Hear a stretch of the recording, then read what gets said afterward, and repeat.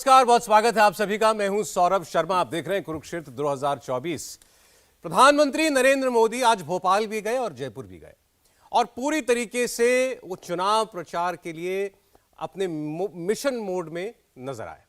आज पहले मध्य प्रदेश, उसके बाद राजस्थान में प्रधानमंत्री मोदी ने विशाल जनसभाओं को संबोधित किया और उनके निशाने पर सीधे सीधे कांग्रेस पार्टी तो थी ही, खास तौर पर राहुल गांधी, जिनका उन्होंने नाम तो नहीं लिया लेकिन सारा इशारा और सारा हमला था उन्हीं के ऊपर।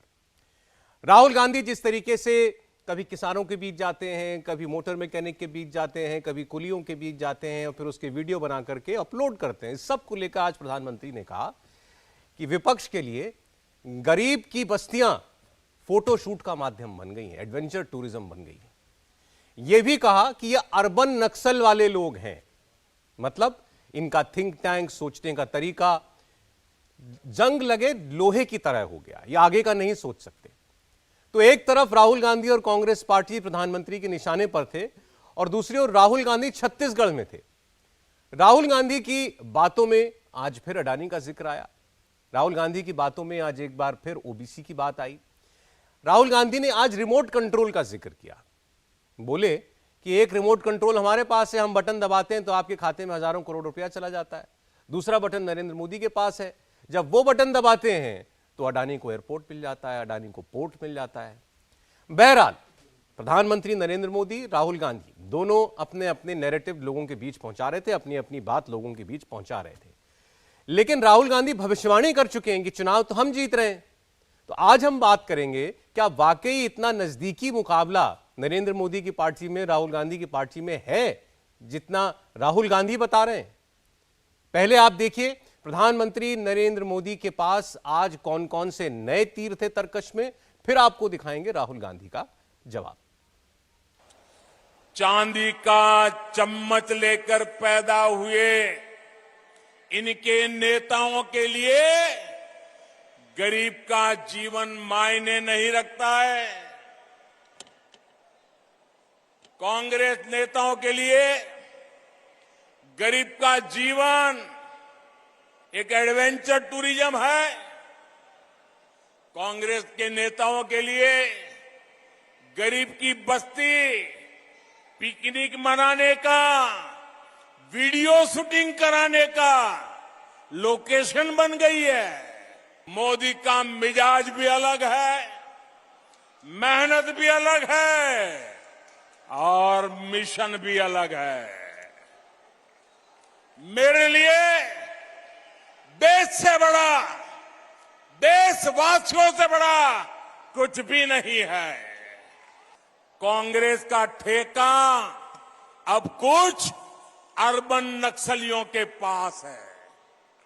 कांग्रेस में अब अर्बन नक्सलियों की ही चल रही है।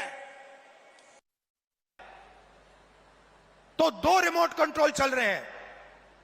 ये हमारा वाला सबके सामने चलता है, हम इसको दबाते हैं, किसानों के खाते में पैसा जाता है। 2500 रुपए क्विंटल धान में आपको मिलता है। अंग्रेजी स्कूल खुलते हैं, बीजेपी दबाती है, पब्लिक सेक्टर प्राइवेटाइज हो जाता है। आपका जल, जमीन, जंगल, उनका छुपे छुपे बटन दबता है, अदानी जी के हवाले हो जाता है।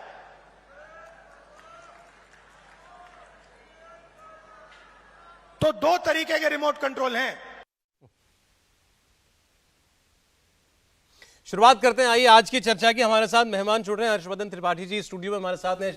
स्वागत है हर्षवर्धन जी। समीर शवांकर साहब भी स्टूडियो में। समीर साहब स्वागत है आपका।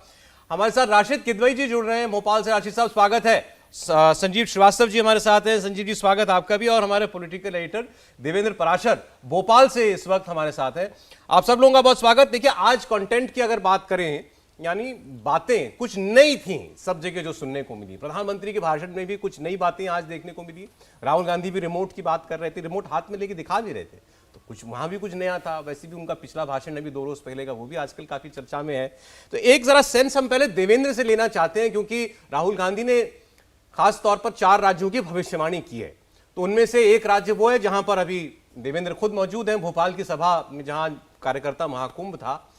क्या आपको महसूस हुआ देवेंद्र, जो बात राहुल गांधी कह रहे हैं कि भाई तो डन डील है हमारे लिए, मतलब मध्य प्रदेश तो बीजेपी के हाथ से गया, या जो बात आज प्रधानमंत्री ने कही कि भाई ऐसा जनसागर, ऐसा जनसमूह कार्यकर्ता का जो आज देखने को मिला है, किसकी बात आपको हकीकत के करीब लगी?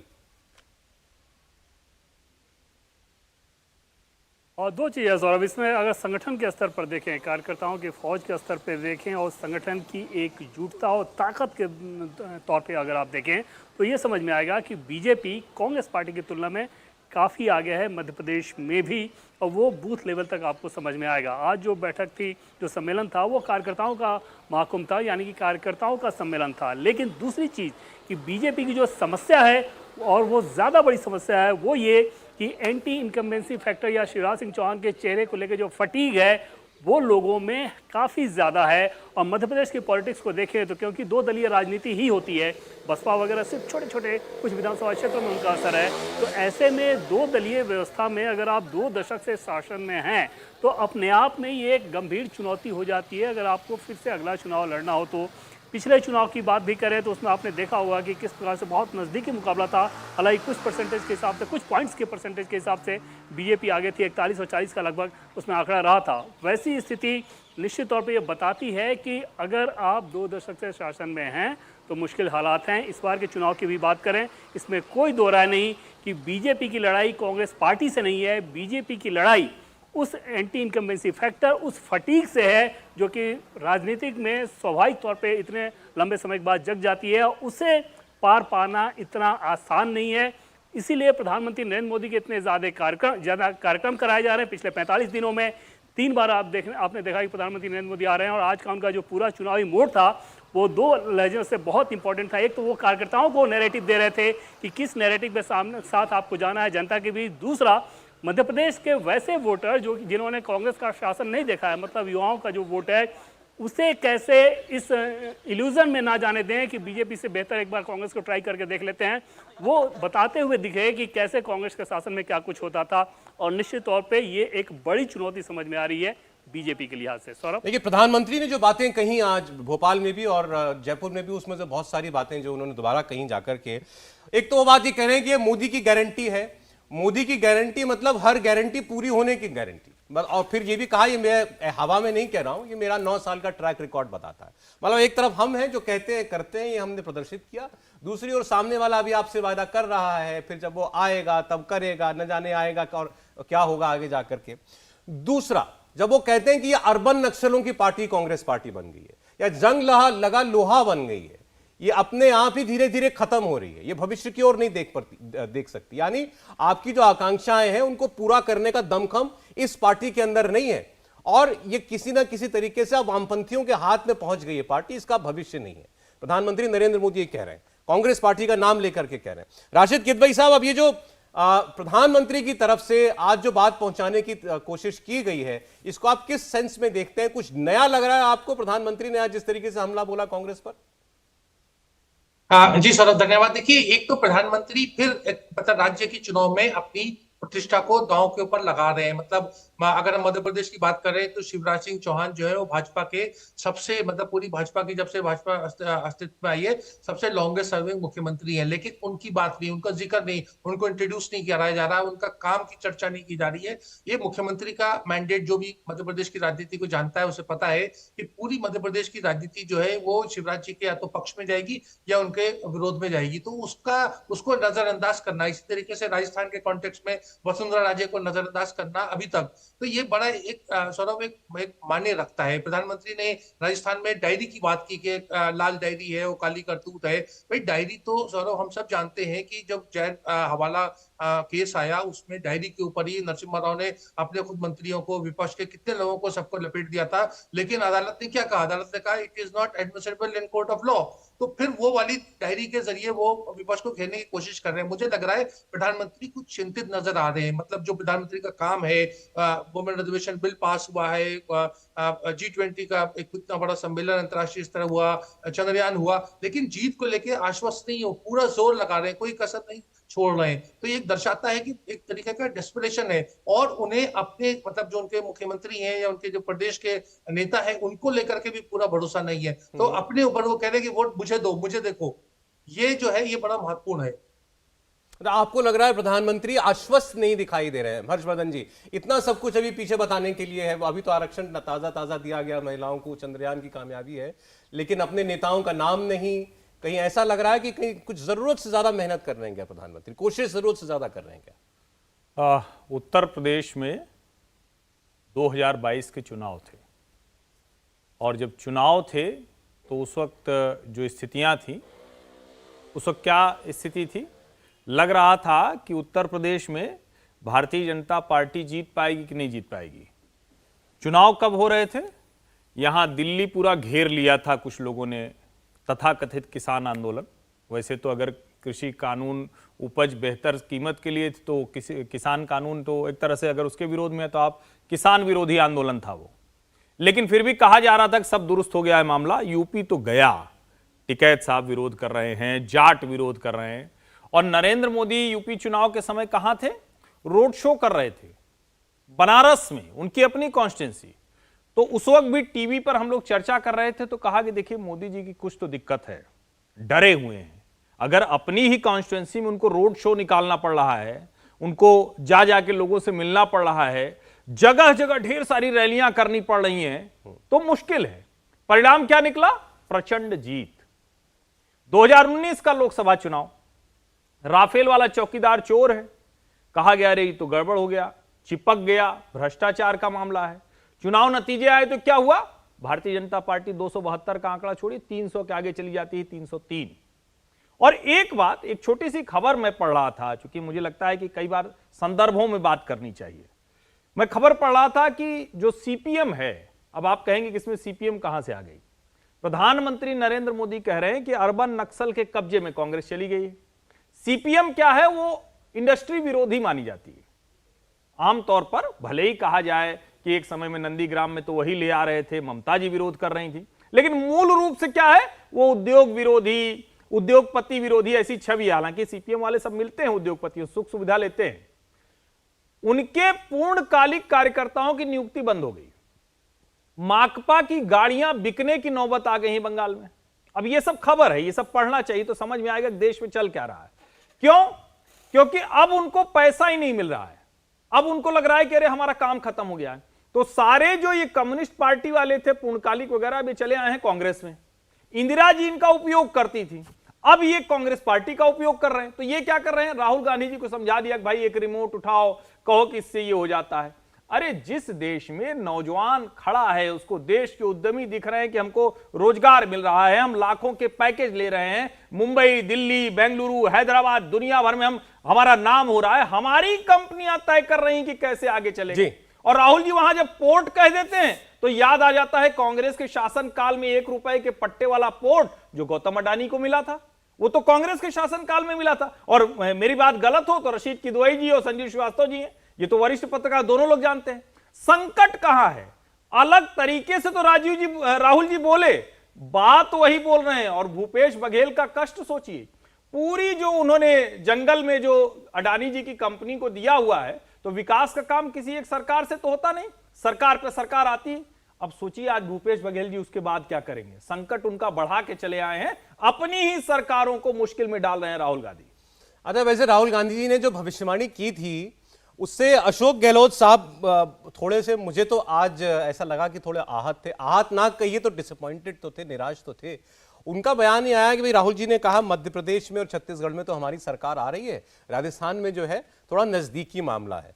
तो उन्होंने कहा कि ठीक है, हम राहुल जी की बात को चुनौती के तौर पर लेते हैं, अब हम मध्य प्रदेश से और छत्तीसगढ़ से आगे निकल करके उनको दिखाएंगे। अब भाई बात तो है, राहुल जी ने क्यों नहीं मध्य प्रदेश छत्तीसगढ़ की तरह राजस्थान में भी कह दिया कि हम चुनाव जीत रहे हैं? संजीव जी, मतलब कुछ तो है जिसकी चिंता राहुल गांधी को भी है। देखिए, जो बहुत एक स्पष्ट बात है राजस्थान की राजनीति के संदर्भ में, वो ये है कि मुख्यमंत्री अशोक गहलोत और कांग्रेस लीडरशिप, आला कमान, स्पेशली जो गांधी फैमिली है, वो एक पेज पे नहीं है। पिछले साल 25 सितंबर से, जब से यहाँ विधायक दल की बैठक हुई थी जिसमें सेंट्रल ऑब्जर्वर्स को अपने हाथ मलते हुए वापस जाना पड़ा था, खाली हाथ बैठक हो ही नहीं पाई, लीडरशिप चेंज होने वाली थी, अशोक गहलोत अध्यक्ष बनने वाले थे। पूरा 1 साल हुआ है, जो 25 सितंबर है 2023, 25 सितंबर 2022 की ये घटना है। तो उसके वो एक ऐसी मतलब क्या कहें, एक ऐसा मील का पत्थर घटना थी, या इतनी एक माइलस्टोन इवेंट था कांग्रेस की पॉलिटिक्स में, कि कांग्रेस की पॉलिटिक्स में कभी कांग्रेस लीडरशिप या गांधी परिवार को सार्वजनिक रूप से इतनी बड़ी उनकी धुलाई नहीं हुई, इतनी उनको मुंह की खानी नहीं पड़ी। वहां जाके अशोक गहलोत जी ने क्षमा मांगी सोनिया गांधी जी से, अपने आप कांग्रेस अध्यक्ष की लीडरशिप रेस से वापस लिया। वो एक सैक्रिफाइस था, या उनके चीफ मिनिस्टर बने रहने की मंशा थी जी, हम मेरे ख्याल समझते हैं। तो वो जो मुद्दा है, उसकी वजह से ऐसी बातें होती हैं कि गांधी परिवार और अशोक गहलोत के संबंध काफी मतलब बहुत अच्छे नहीं है, अच्छे नहीं है कि खराब चल रहे हैं, मतलब वो एक पेज पे नहीं है। फिर सचिन पायलट को पूरी तरह से अशोक गहलोत ने एक्सेप्ट नहीं किया है, तमाम दिल्ली की लीपापोती के बावजूद, मीटिंग्स के बाद। तो इस दृष्टि से अशोक गहलोत अब तीसरी बार के चीफ मिनिस्टर हैं, जमीन पे उन्होंने बड़े स्कीम्स लॉन्च किए हैं, एमएलए उनके साथ हैं, और एक बड़े नेता हो गए हैं वो राजस्थान के, मतलब राजस्थान के ऐतिहासिक संदर्भ में, कि 70-75 साल में जो 5-7 बड़े नेता राजस्थान के दिग्गज हैं, उसमें से एक अशोक गहलोत। तो अशोक गहलोत और गांधी परिवार के बीच में एक किस्म का ईगो क्लैश हो गया है, टर्फ वॉर हो गई है। वो अपने आप को वो कहते अपने आप को कांग्रेस का निष्ठावान सिपाही है, लेकिन दरअसल उनकी पूरी अदायगी जो है एक रीजनल लीडर वाली है, और कांग्रेस के गांधी परिवार को ये स्वीकार नहीं है। खड़गे जी बीच में फंस गए, क्योंकि वो चाहते हैं भाई अशोक गहलोत का रेलेवेंस भी समझते हैं, कहीं ना कहीं साथ लेके चलना चाहते हैं। और ये तो एक विश्लेषण हुआ, असली बात ये भी है कि राजस्थान अभी क्लोज है, बीजेपी की एज है।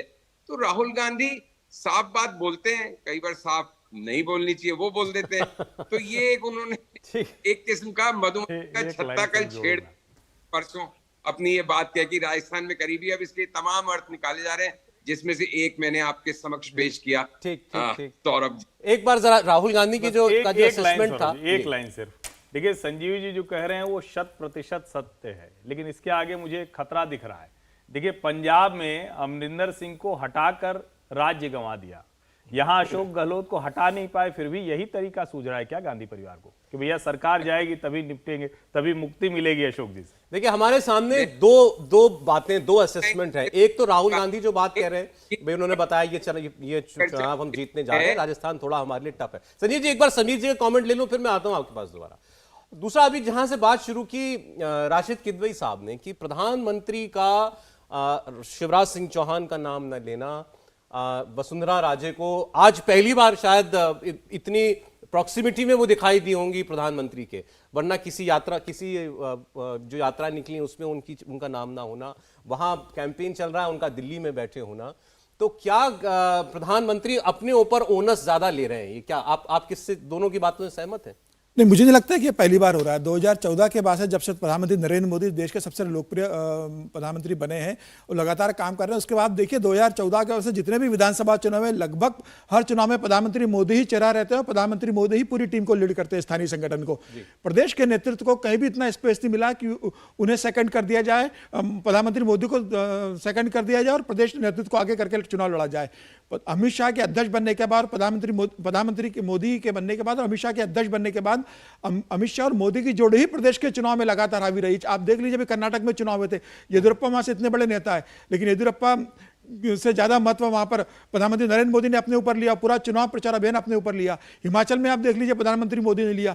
गुजरात जैसे स्टेट में जहां प्रधानमंत्री मोदी को मालूम था, अमित शाह को पता था कि यहाँ पार्टी बहुत आराम से सरकार बना रही है, उसके बाद भी लगातार प्रधानमंत्री मोदी ने रैलियां की, वहां पर जनता से जुड़े मिले और 150 से ज्यादा सीटें जीत के लेके आए। तो प्रधानमंत्री मोदी और अमित शाह की ये राजनीति का तरीका है कि वो कभी भी किसी पार्टी के संगठन के ऊपर बहुत ज्यादा भरोसा नहीं करते और जानते हैं मोदी प्रचार में उतर जाते हैं तो मोदी होते हैं। बिल्कुल, फिर वो पूरा अपने ऊपर लेके चलते हैं। कर्नाटक में जानने के बाद भी कि पार्टी की स्थिति खराब है, चुनाव हार सकते हैं, प्रधानमंत्री मोदी ने पूरा चुनाव अपने कंधों पर लिया। तो मुझे ऐसा लगता है कि चाहे वो मध्य प्रदेश का चुनाव हो, राजस्थान का हो, छत्तीसगढ़ का हो या तेलंगाना का हो, प्रधानमंत्री मोदी ही चेहरा होंगे और प्रधानमंत्री मोदी ही सेनापति बनकर टीम को लीड करेंगे। स्थानीय संगठन और प्रदेश के बड़े नेताओं को मोदी के पीछे ही चलना पड़ेगा। देखिए, जहां तक अभी हम जिस वक्त बात कर रहे हैं, शायद चुनाव की घोषणा आपसे महीने 1.5 महीने के बाद हो जाए। दूसरा ये कि अब महिला आरक्षण बिल पास होने के बाद, ये तो देश की राजनीति में, देश के इतिहास में एक वाटरशेड मोमेंट है।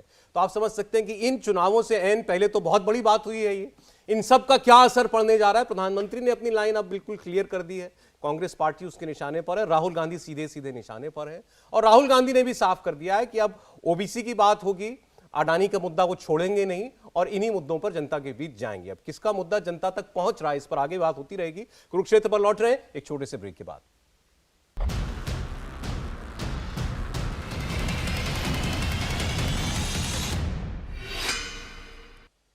स्वागत है, आप देख रहे हैं आज कुरुक्षेत्र 2024 में हम बात कर रहे हैं चुनावी राज्यों में प्रधानमंत्री नरेंद्र मोदी का जाना, मध्य प्रदेश और राजस्थान में, और तीसरा छत्तीसगढ़ राज्य जहां राहुल गांधी पहुंचे हुए थे। प्रधानमंत्री ने जो बातें आज कही हैं, कुछ बातें कुछ अरसे के बाद उनके भाषणों में लौटी हैं, जैसे अर्बन नक्सल। एक वक्त था प्रधानमंत्री कांग्रेस पार्टी को लेकर के ये बात जोर शोर से कहा करते थे, आज फिर उन्होंने इस बात को दोहराया। एक बार फिर देवेंद्र के पास हम चलते हैं। 2-3 बातें, अर्बन नक्सल का जिक्र करना, राहुल गांधी का नाम लिए बगैर कहना कि ये गरीब की जिंदगी इनके लिए फोटोशूट है, एडवेंचर टूरिज्म पर निकलना चाहते हैं, ये सब बातें कहां चोट करना चाह रहे हैं प्रधानमंत्री देवेंद्र? और सर, अब हाल के दिनों आप देखें तो कांग्रेस पार्टी की पॉलिटिक्स जिस प्रकार से नैरेटिव बेस चलाने की कोशिश की जा रही है, और खासतौर पे केंद्र सरकार का कुछ भी अच्छा काम हो उस काम के खिलाफ, और इसमें आपको अनेक उदाहरण दिख जाएंगे। हालिया चीज़ को आप देखें तो नई संसद की बिल्डिंग, उसकी तक आलोचना, जिसमें तमाम जो दुनिया के लोग आए थे G20 बैठक के दरमियान, उनमें से कुछ लोगों ने जाकर पार्लियामेंट की बिल्डिंग को देखा था और वो भी उसकी तारीफ कर रहे थे। बावजूद इसके उसकी आलोचना करना, महिला बिल की आलोचना करना, और जो सेंट्रल विस्टा बना था उसकी आलोचना करना, कर्तव्य पथ की आलोचना करना, तो ये सारी चीज़ें बताती हैं कि कांग्रेस पार्टी की रणनीति है एक खास नैरेटिव पे चलना, ताकि प्रधानमंत्री नरेंद्र मोदी की सरकार ने जो कुछ भी किया उसका श्रेय अगर उनको मिलता हो तो उसको डैमेज कर दिया जाए।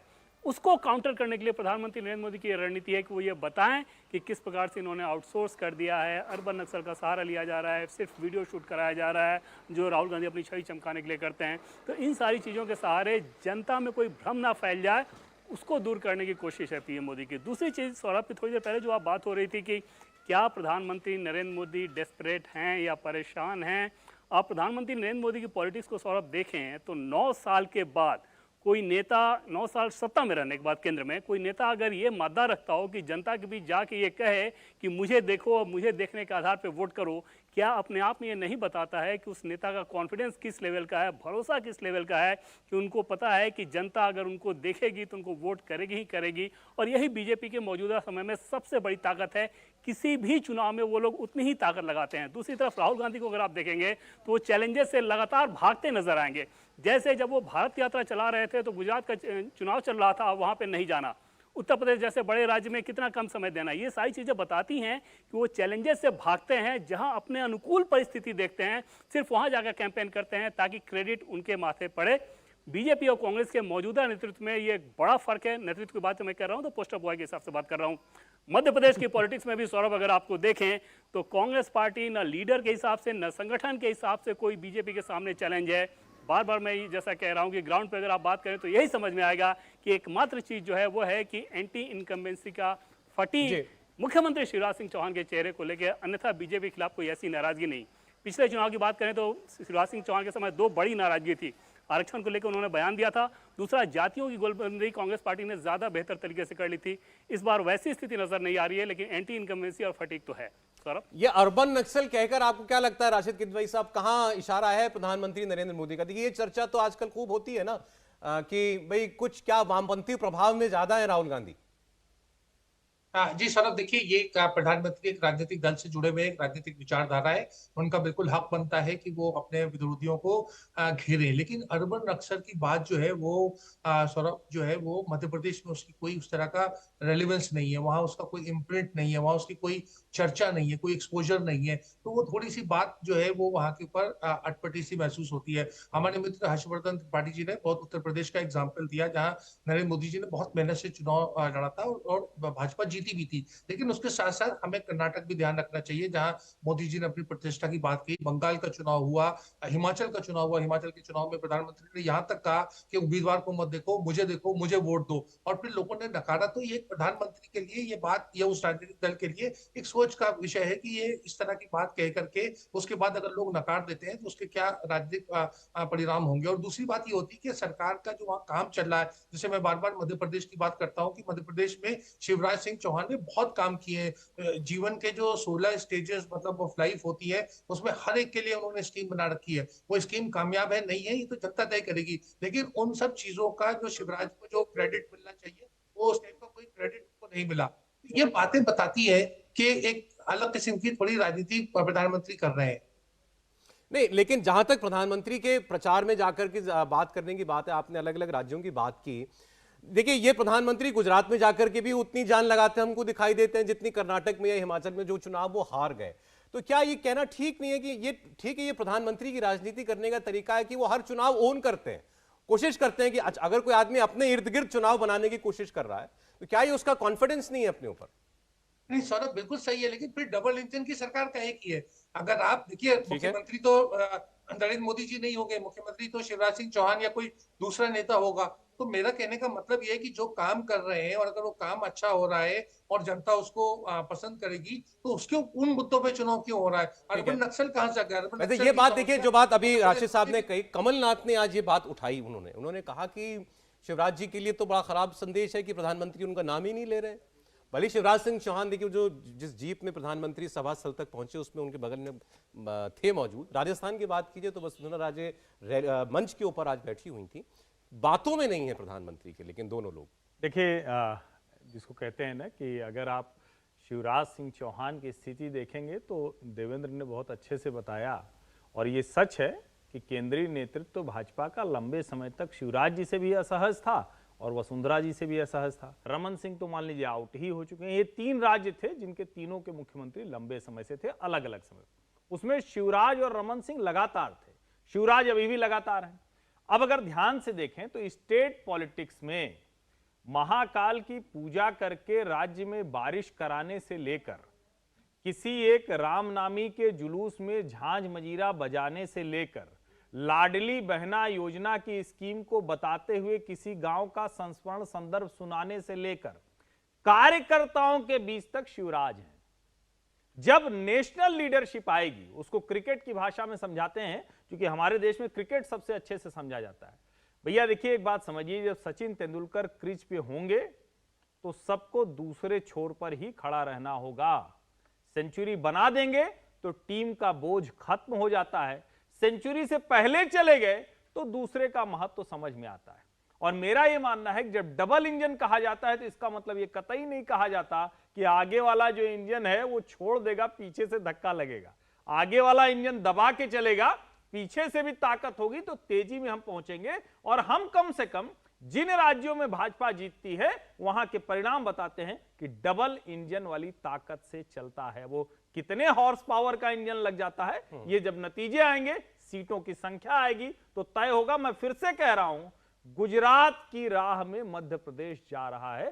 पुनः मैं ये कह रहा हूं, गुजरात की राह पर बिल्कुल निश्चित गुजरात प्रचंड जीत थी। नहीं, नंबर्स पर मैं नहीं कह सकता। मैंने इसलिए नंबर की बात नहीं, जीत के वेग की बात कीजिए। जीत बड़ी होगी, जीत बड़ी होगी। अगर कोई स्थिति है तब तो कोई बात ही नहीं। जो बात देवेंद्र कह रहे हैं कि लोगों में नाराजगी थी, फटीक थी, जो रशीद जी कह रहे हैं, लेकिन जीत हो रही है, जिस तरफ जाता हुआ दिख रहा है तो वो बड़ी जीत होगी। 18 वाला नहीं होगा कि 5 सीट का अंतर होगा, 6 सीट का अंतर होगा, ऐसा नहीं होने वाला है। संजीव जी कितना सहमत है आपसे मैं पूछ लेता हूं उनसे। और राजस्थान की जहां तक बात है, वसुंधरा राजे का जिक्र हम लोगों ने भी किया। वो पिछले दिनों दिल्ली में काफी रही, तो बोले भाई, लोगों ने कहा वहां पूरी पार्टी वहां प्रचार में जुटी है, यात्राएं निकाल रही है, वसुंधरा जी दिल्ली में है। फिर आज मंच पर उनका मौजूद होना, तो फिर अब दूसरी कयासबाजी फिर शुरू हो गई कि भाई बीजेपी जो है उनको नकार भी नहीं सकती है, डैमेज कर देंगी वसुंधरा जी बहुत ज्यादा। बीजेपी का आपको क्या गेम नजर आ रहा है राजस्थान में? देखिए, ऐसा नहीं है कि कोई वसुंधरा राजे आज पहली बार मंच पे थी। वो ज्यादातर प्राइम मिनिस्टर की जो पहले बैठकें हुई हैं, जनसभाएं हुई राजस्थान में, अमित शाह की हुई हैं या इवन जेपी नड्डा की हुई हैं, उसमें भी मंच पे रही हैं। मंच पे होना उनकी प्रॉब्लम या उनका वो नहीं है, मतलब उनके गोल पोस्ट मंच पे जाना नहीं। उनके गोल पोस्ट तो ये है वसुंधरा की कि मुझे चीफ मिनिस्टर का कैंडिडेट क्यों नहीं डिक्लेयर कर रहे। और बीजेपी उनको दोनों तरफ से जो लीडरशिप है वो निग्लेक्ट भी नहीं कर रही सार्वजनिक तौर पे और डिक्लेयर भी नहीं कर रही। तो ज्यादातर लोगों का मानना है कि अगर वसुंधरा को डिक्लेयर नहीं करेंगे तो इसको नहीं बनाएंगे बाद में। 2018 में डिक्लेयर किया था। तो ये एक पशुपेश है, और पशुपेश अब तो क्योंकि कुछ हफ्ते रह गए चुनाव में, तो वसुंधरा जी को क्या डिक्लेयर किया जाएगा। और इसमें भी कोई शक नहीं है कि जहां तक जनमानस की दृष्टि में वसुंधरा से बड़ा कोई चेहरा मोहरा है नहीं राजस्थान में बीजेपी के पास। कई उन्होंने ऑल्टरनेटिव ट्राई किए लेकिन वो उस कद के नहीं बन पाए। लेकिन शायद मोदी जी और बीजेपी को, और शायद सही भी ये विश्वास हो सकता है कि बीजेपी एक कार्डर बेस्ड पार्टी है और अपने दम पे जीत सकती है। तो वो बीजेपी का इशू है कि वो क्या करते हैं।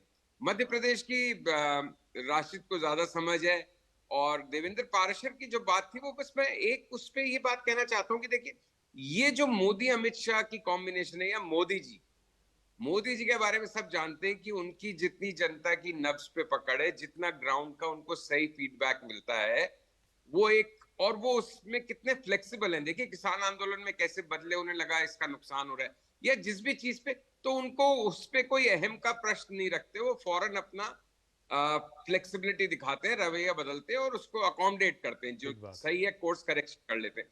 तो अगर शिवराज को लेके इतनी एंटी इनकम्बेंसी और फटीग है, और ये पिछले 3 साल से ही चर्चा चलती रही, तो फिर इसका क्यों नहीं माकूल इंतजाम किया। हालांकि मुझे नहीं लगता शिवराज को लेके फ्रॉम अ डिस्टेंस फटीग होगी या एंटी इनकम्बेंसी होगी, लेकिन कोई भी जना कमलनाथ को लेके कैसे एनर्जाइज फील कर सकता है एक मिड 70s की उम्र में नेता, ये समझ में नहीं आता कि उसको लेके क्या एक्साइटमेंट किसी में पैदा हो सकता है। तो बेसिकली लगता है कि कांग्रेस बीजेपी इलेक्शन हुआ दरअसल पार्टी का इलेक्शन है। चेहरे मोहरे तो दोनों तरफ से ही थके हुए से हैं, ठीक है, दोनों बहुत स्मार्ट मैनेजर्स हो सकते हैं, दिग्विजय सिंह जी और कमलनाथ की कॉम्बिनेशन, शिवराज कार्यकर्ता, हर्षवर्धन जी गिना रहे थे एक के बाद एक कार्यकर्ताओं का चेहरा, बट उनके रूप से वहां कांग्रेस वर्सेस बीजेपी है, ये लोग मैनेजर्स हैं। और मुझे भी कई बार ये जितनी राहुल गांधी आश्वस्त है और जितनी कांग्रेस आश्वस्त है मध्य प्रदेश में अपनी जीत को लेकर, मेरा शुरू से मानना है कि गुजरात के बाद आरएसएस और हिंदुत्व की सबसे बड़ा गढ़ मध्य प्रदेश है। सो मध्य प्रदेश बीजेपी को हराना जब तक कि बहुत ही अलोकप्रिय नहीं हो गई हो सरकार, इतना आसान नहीं होगा जितना शायद कांग्रेस और राहुल गांधी समझ रहे हैं। 2018 की वजह से बहुत ज्यादा उम्मीद दिखाई देती है कांग्रेस पार्टी को या कांग्रेस के समर्थकों की, भाई पहुंच ही गए थे ना, सरकार तो बना ही ली थी आपने, बाद में जो हुआ वो अलग विषय है। बिल्कुल वोटिंग परसेंट में 1% का ही फर्क था, सरकार तो कांग्रेस से बना ली थी। मैं हर्षवर्धन जी की बात को आगे जोड़ना चाहता हूं। जैसे हर्षवर्धन जी ने कहा ना कि गुजरात बनाना चाहते हैं मध्य प्रदेश को, अमित शाह जी ने कोर बैठक में इस बात का जिक्र किया कि मध्य प्रदेश में इतने साल की सरकार रहने के बाद भी हर चुनाव में हम संघर्ष क्यों करते हैं, क्यों हम गुजरात जैसे स्टेज पे नहीं पहुंच पाए। और अमित शाह ने इस बात का जिक्र किया कि आप उत्तर प्रदेश को देखिए, आज उत्तर प्रदेश में पंचायत से लेके विधानसभा के चुनाव और लोकसभा के चुनाव में भाजपा का प्रदर्शन कैसा रहता है।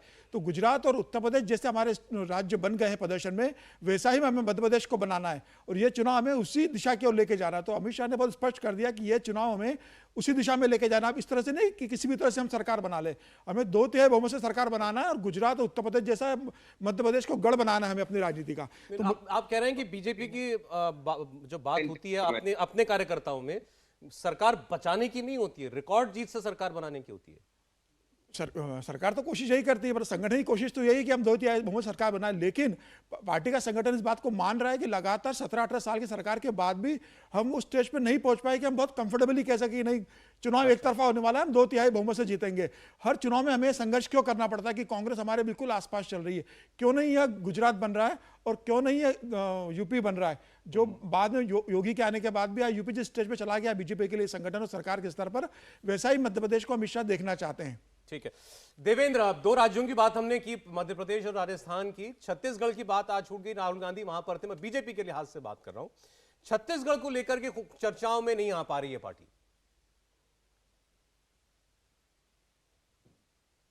और सौरभ, छत्तीसगढ़ वाला जवाब देने से पहले एक छोटी सी चीज जो कि संजीव जी ने पूछा था, उसका जवाब जरूर दर्शकों के लिए जानना दिलचस्प होगा कि जानने के बावजूद बीजेपी ऐसा क्यों नहीं कर पाई कि शिवराज का कोई विकल्प ढूंढ नहीं पाई।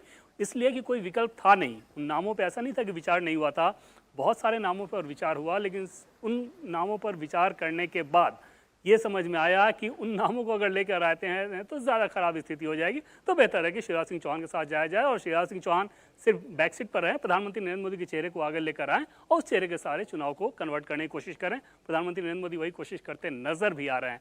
दूसरी चीज़ की छत्तीसगढ़ की बात कर ले तो छत्तीसगढ़ में निश्चित तौर पर बीजेपी के लिए बहुत बड़ी समस्या है और अभी भी उस समस्या को रीजन वाइज छत्तीसगढ़ के अगर आप देखें तो आपको लगता है कि बीजेपी एक कहते हैं ना इसे काफ़ी पीछे है, वैसी ही नज़र आ रही है। प्रदेश में कोई आपका वैसा चेहरा नहीं।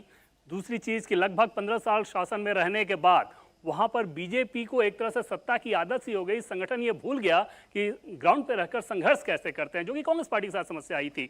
तो उन हालात में बीजेपी ने अगर आप देखें तो पिछले 5 सालों में कोई वैसा मूवमेंट खड़ा नहीं किया जिसके चलते ऐसा परसेप्शन बनते गया कि छत्तीसगढ़ की भूपेश बघेल की सरकार बहुत अच्छा काम कर रही है, जबकि बहुत सारी समस्याएं उस सरकार में थी।